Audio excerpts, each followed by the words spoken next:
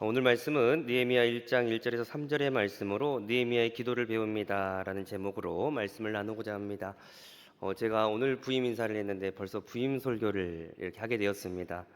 참 감사드리고요.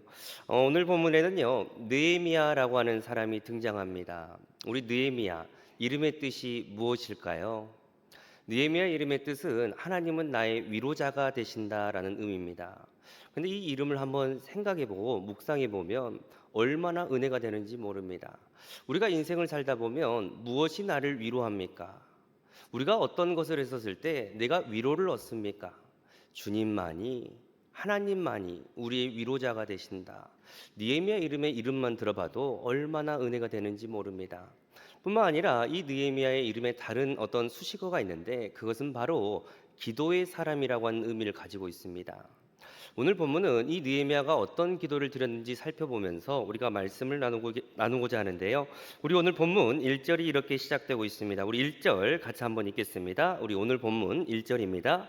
하가랴의 아들 느헤미야의 말이라. 아닥사스 왕 제20년 리슬루월에 내가 수산궁에 있는데. 아멘. 오늘 본문에 등장하는 이 느헤미야라고 하는 사람은요, 이스라엘 사람이었지만 페르시아의 포로민이었습니다. 이 말은 페르시아에서 태어나서 페르시아에서 먹고 페르시아에서 자라났던 어떤 페르시아의 포로민이었습니다. 지금 우리가 이것을 우리말 표현으로 좀 바꿔보면요, 한국 사람이지만 미국에서 먹고 미국에서 태어나고 미국에서 성장한 그런 제2교포 이런 사람이었다는 겁니다. 그런데 오늘 말씀에 보면 1장 11절의 말씀에 보면 이 포로민이 직업이 있었는데 그것을 무엇이라고 소개하냐면 그는 술 맡은 관원이었다라고 말합니다.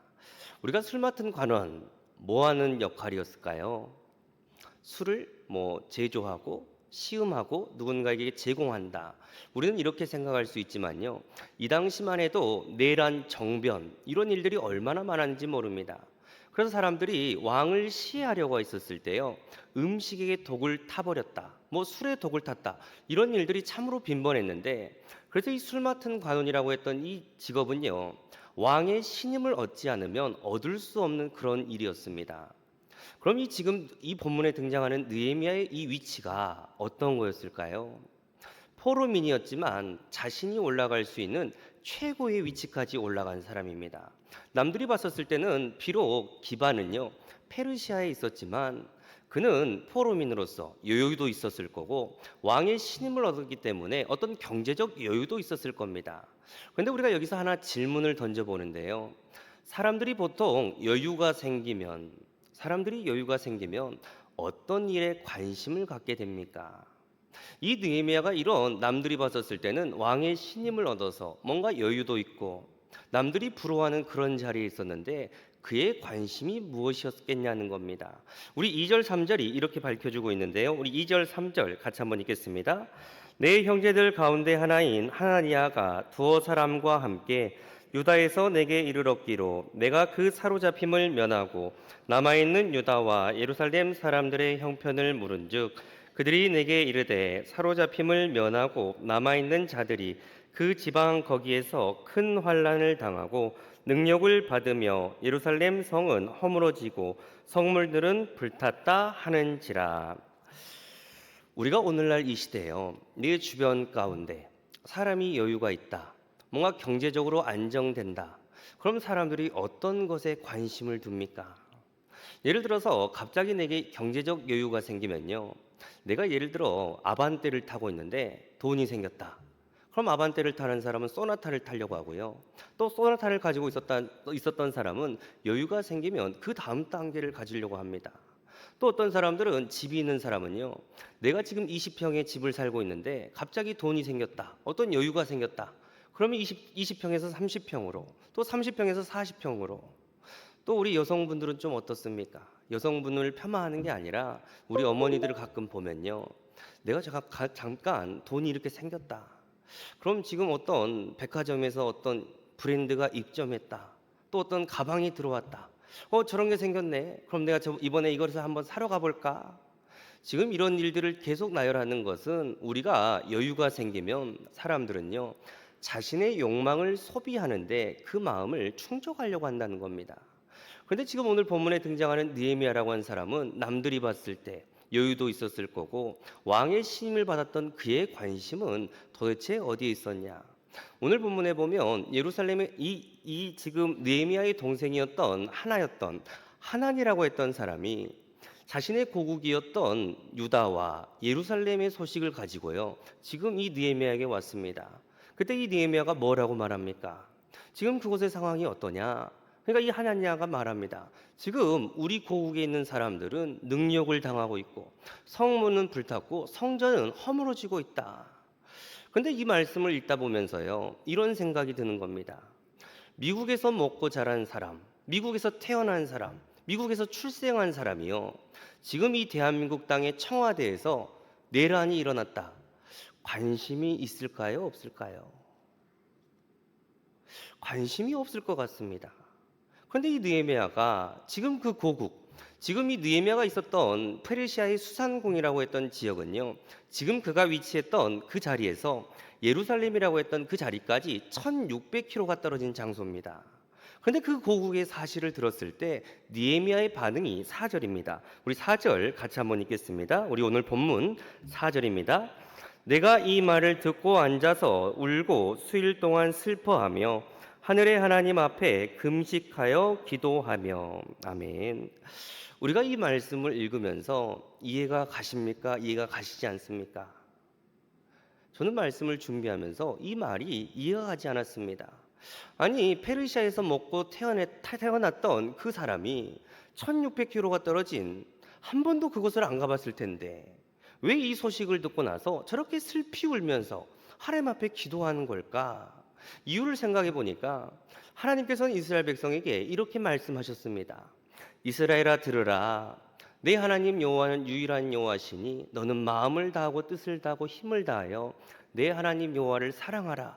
그리고 이것을 말씀을 강론할 뿐만 아니라 이것을 내 자녀에게 부지런히 가르치라. 길을 갈 때든지 앉았을 때든지 무엇을 할 때든지 이 하나님을 사랑하는 것을 가르치라라고 말했습니다.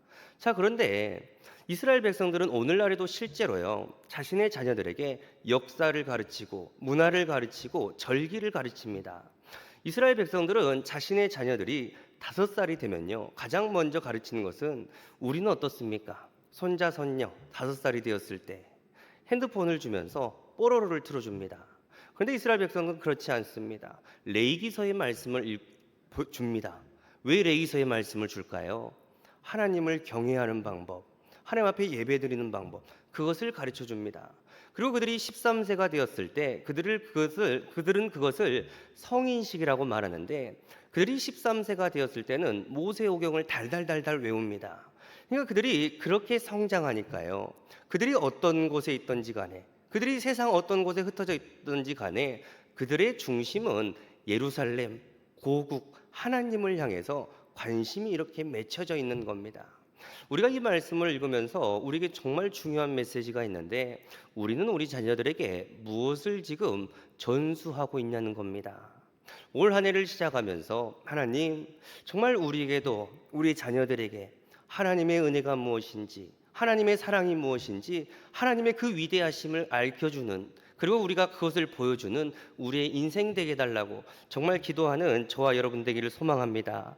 그리고 드디어 이 느헤미야의 기도가 등장하게 되는데요, 우리 오늘 본문 5절이 이렇게 시작되고 있습니다. 우리 5절 같이 한번 읽겠습니다. 우리 오늘 본문 5절입니다. 이르되 하늘의 하나님 여호와 크고 두려우신 하나님이여, 주를 사랑하고 주의 계명을 지키는 자에게 언약을 지키시며 긍휼을 베푸시는 주여 간구하나이다.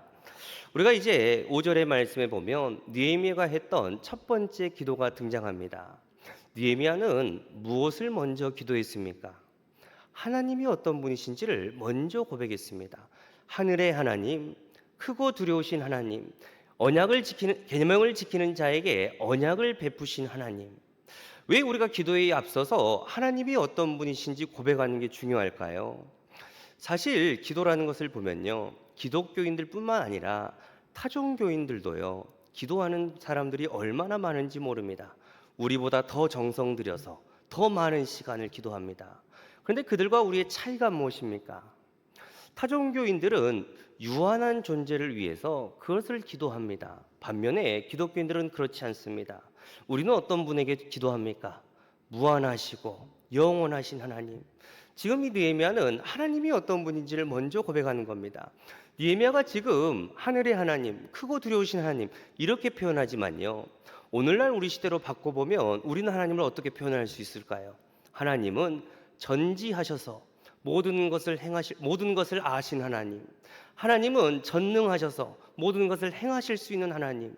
그 하나님은 편지하셔서 시간과 공간의 제한을 받지 않고 역사하시는 하나님. 그 하나님은 영원 불변하셔서 처음과 끝이 되시며 과거에도 계셨고 지금 우리와도 함께 계시며 장래의 우리의 길을 인도하시는 하나님. 그 하나님이 하나님이라는 겁니다. 지금 느헤미야가 하나님이 어떤 분인지 고백했다는 것은 하나님이 어떤 분인지를 바르게 알았기 때문에 그 하나님을 찬양했던 겁니다. 지금 그 느헤미야가 하나님을 이렇게 고백한 다음에 그 다음에 기도가 이렇게 이어지고 있습니다. 우리 6절 같이 한번 읽겠습니다. 우리 오늘 본문 6절입니다. 이제 종이 주의 종들인 이스라엘 자손을 위하여 주야로 기도하오며 우리 이스라엘 자손을 위하여 주야로 기도하오며 우리 이스라엘 자손이 주께 범죄한 죄들을 자복하오니 주는 귀를 기울이시며 눈을 여시사 종의 기도를 들으시옵소서. 나와 내 집이 범죄하여. 아멘. 지금 느헤미야가 첫 번째로 하나님이 어떤 분인지를 고백한 다음에 이 느헤미야가 기도했던 것은 두 번째는요. 자신의 죄를 고백하는 회개 기도를 했습니다. 근데 느헤미야의 기도가요. 참 놀랍습니다. 지금 이스라엘 백성들이 바벨론 포로로 끌려왔던 이유가 자신의 죄입니까? 아니면 조상들의 죄입니까? 지금 이 느헤미야가 회개 기도를 했는데요. 이 바벨론 포로로 끌려왔던 것이 조상들의 죄입니까? 아니면 자신의 죄입니까? 조상들의 죄입니다.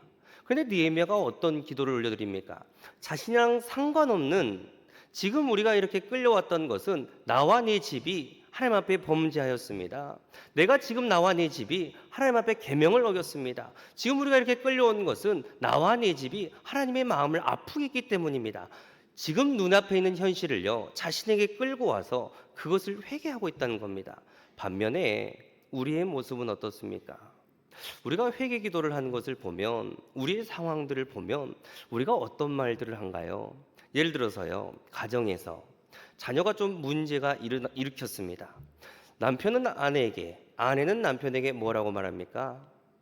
당신이 그랬기 때문에 자녀가 이렇게 됐어. 자신의 잘못이 쏙 빠져 있습니다. 그런가 하면 우리가 교회는 또 어떻습니까? 교회가 문제가 생기고 교회가 부흥이 되지 않으면 사람들이 뭐라고 말합니까? 목회자가 잘못이고 시스템이 잘못이야. 자신의 잘못이 쏙 빠져 있습니다. 또 국가는 어떻습니까? 이 나라가 왜 이렇게 이 모양일까? 대통령이 잘못이고 정치인이 잘못이고 자신의 잘못은 쏙 빠져 있습니다.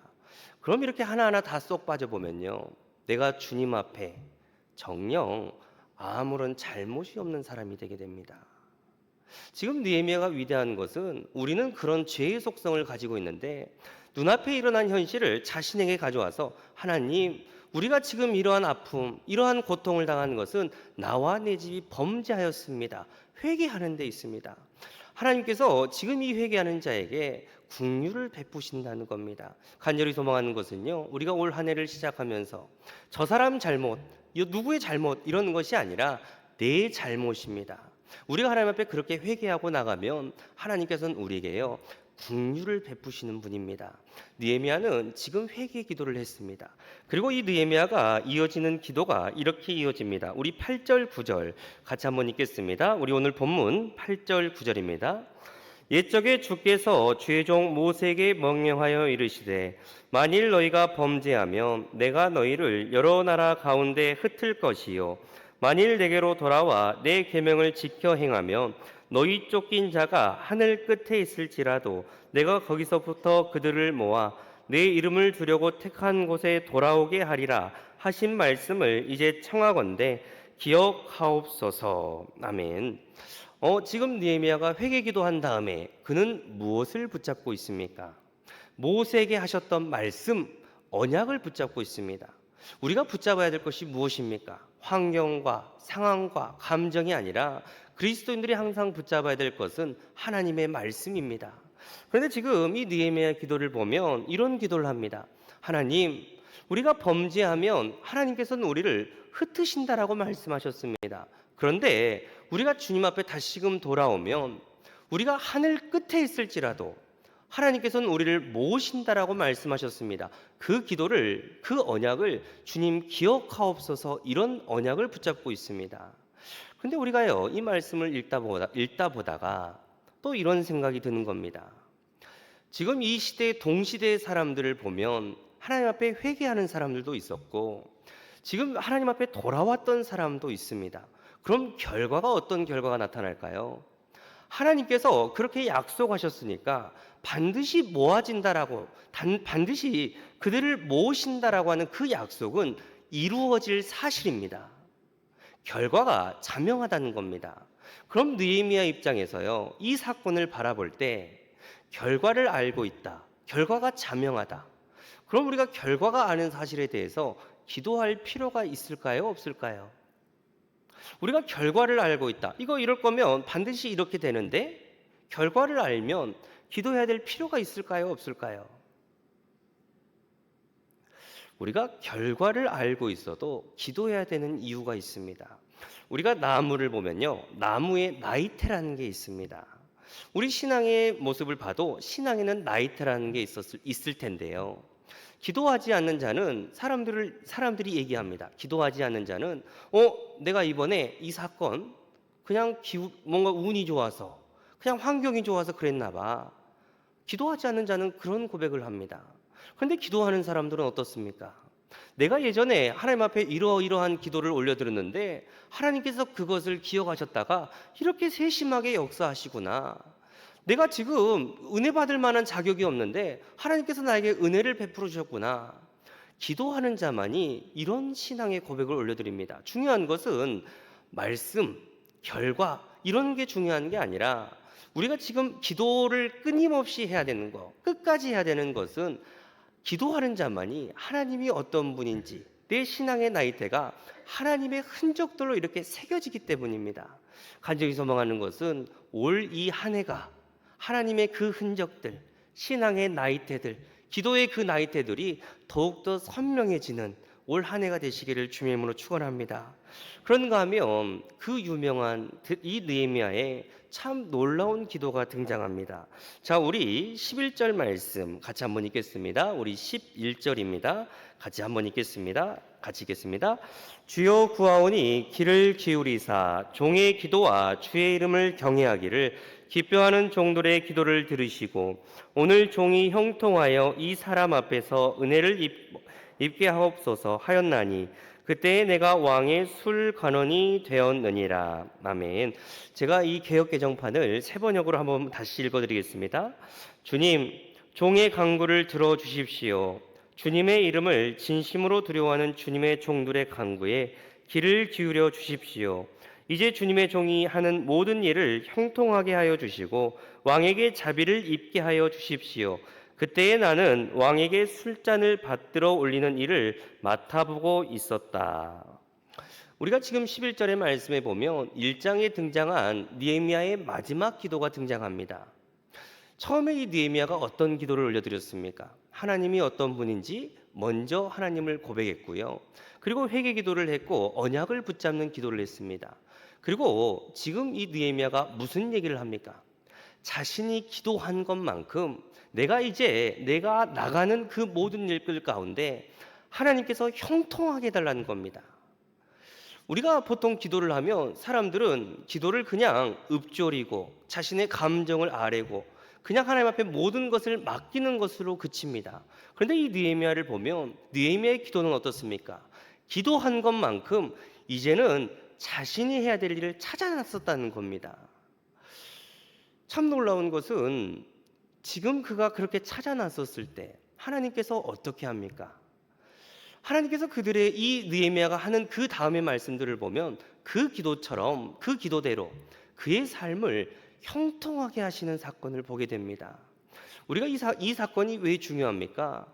우리가 자녀를 위해 기도합니다. 하나님, 내 자녀가 믿음의 자녀 되길 원합니다. 그런데 실상 사람들이 자녀들이 믿음의 자녀가 되길 원하지만요. 자녀들과 함께 믿음을 성장시키기 위한 그런 요소들을 집집마다 찾아보면 가정 예배를 드리는 경우도 없고 같이 기도를 드리는 그런 경우가 없습니다. 기도만 한다는 겁니다. 우리가 교회에서 보면 사람들이 다 모두 합심이 돼서요. 우리 교회가 부흥하게 하옵소서. 그런데 그렇게 기도했으면 누군가는 주님의 손과 발이 돼서 나가서 복음을 증거해야 되지 않겠습니까? 그런데 교회에서 그런 기도는 하지만 자신이 그렇게 손과 발이 되지는 않는다는 겁니다. 느헤미야의 기도가 힘있고 이 느헤미야의 기도가 위대한 것은 자신이 해야 될 일을 찾았다는 겁니다. 간절히 소망하는 것은 우리가 이곳에서만 예배드리고 이곳에서만 기도하고 이곳에서만 찬양하는 것이 아니라 주님이 바라보는 저 시선, 주님의 관심이 향해 있는 곳, 하나님의 마음이 있는 곳에 올 한 해 우리가 마음을 움직이는 성도가 되시기를 주님의 이름으로 축원합니다. 중요한 것은 느헤미야가 이런 기도를 올려드렸을 때 성경을 보면 어떻습니까? 하나님의 마음을 움직였습니다. 하늘의 마음을 움직이니까 이 다음의 순서를 보면 어떻습니까? 그 느헤미야를 통해서 성벽이 재건되는 일을 보게 됩니다.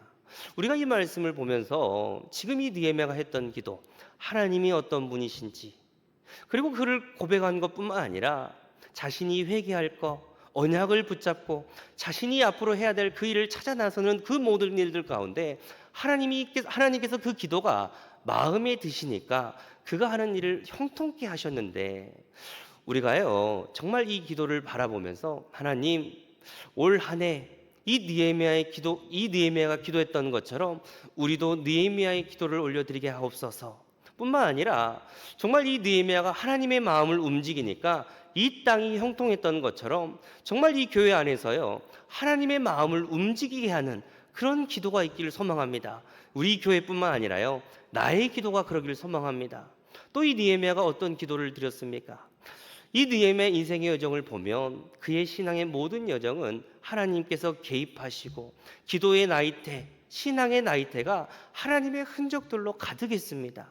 올 한 해 우리의 모습이요 다른 것이 아니라 하나님께서 개입하시고 신앙의 이 흔적이 더욱더 선명하게 지는 올 한 해가 되게 해달라고 기도하는 저와 여러분 되시기를 주님의 이름으로 축원합니다.